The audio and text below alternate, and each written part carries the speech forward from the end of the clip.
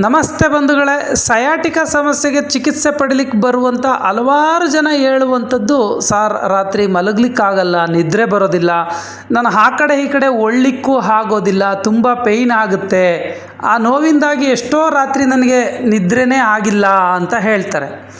ನೋಡಿ, ಯಾರಿಗೆ ಸೊಂಟ ನೋವು ಇರಲಿ, ಅದು ಕಾಲಲ್ಲಿ ಸೆಳೆತ ಬರ್ತಾಯಿದ್ರೆ, ರೇಡಿಯೇಷನ್ ಪೇಯ್ನ್ ಕಾಲಲ್ಲಿ ಬರ್ತಾಯಿದ್ರೆ, ನೀವು ಮಲ್ಕೊಂಡಾಗ ಆ ಕಡೆ ಈ ಕಡೆ ಹೊಳೆದಾಗ ನೋವು ಜಾಸ್ತಿ ಆಗ್ತಾಯಿದ್ರೆ, ಸೊ ಅಂಥವ್ರು ಎಲ್ಲರೂ ಕೂಡ ಮಾಡ್ಬೋದು. ಮತ್ತು ಮಂಡಿ ನೋವಿರೋರು ಕೂಡ ಮಾಡ್ಬೋದು. ಇಲ್ಲಿ ಏನು ತೋರಿಸ್ತಾ ಇದ್ದೀನಲ್ಲ, ಆ ರೀತಿ ಒಂದು ದಿಂಬನ್ನು ತೆಗೆದುಕೊಂಡು ನಿಮ್ಮ ಮಂಡಿಯ ತಳಭಾಗಕ್ಕೆ ಇಟ್ಟು ಮಲಗೋದ್ರಿಂದ ನಿಮ್ಮ ಕಾಲಲ್ಲಿ ಸೆಳೆತ ಉಂಟಾಗಲ್ಲ, ಆರಾಮದಾಯಕವಾಗಿ ವಿಶ್ರಮಿಸಬಹುದು. ಇದರಿಂದ ನಿಮ್ಮ ಸೊಂಟದಲ್ಲಿ ಹೀಲ್ ಆಗಲಿಕ್ಕೂ ಕೂಡ ಹೆಲ್ಪ್ ಆಗುತ್ತೆ.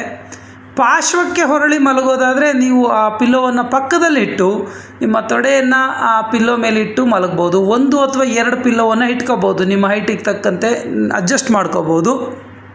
ಮತ್ತು ಇದೇ ರೀತಿ 2 ತೊಡೆಗಳ ನಡುವೆ ದಿಂಬನ್ನು ಇಟ್ಟು ಪಾರ್ಶ್ವದಲ್ಲಿ ಕೂಡ ಈ ರೀತಿ ಕೂಡ ನೀವು ಮಲಗೋದನ್ನು ಅಭ್ಯಾಸ ಮಾಡೋದ್ರಿಂದ ನಿಮ್ಮ ಸೊಂಟದ ನೋವಿನಿಂದ ಉಂಟಾಗುವಂತಹ ಕಾಲು ಸೆಳೆತವನ್ನು ತಪ್ಪಿಸ್ಕೋಬೋದು.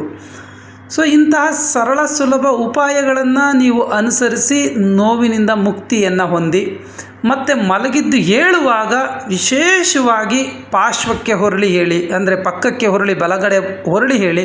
ಬಹಳಷ್ಟು ಜನ ನಾನಿಲ್ಲಿ ಹೇಳಿದ್ರು ಕೂಡ ಪದೇ ಪದೇ ಹಂಗೆ ಅಭ್ಯಾಸ ಆಗದೆ ಸರ್ ಅಂತ ಹಂಗಾತ ಮಲಗಿದ ಹಾಗೆ ಸಡನ್ನಾಗಿ ಹೇಳ್ತಿರ್ತೀರಿ. ಇದರಿಂದ ನೇರವಾಗಿ ನಿಮ್ಮ ಸೊಂಟಕ್ಕೆ ಹಾನಿ ಆಗ್ತಿರುತ್ತೆ.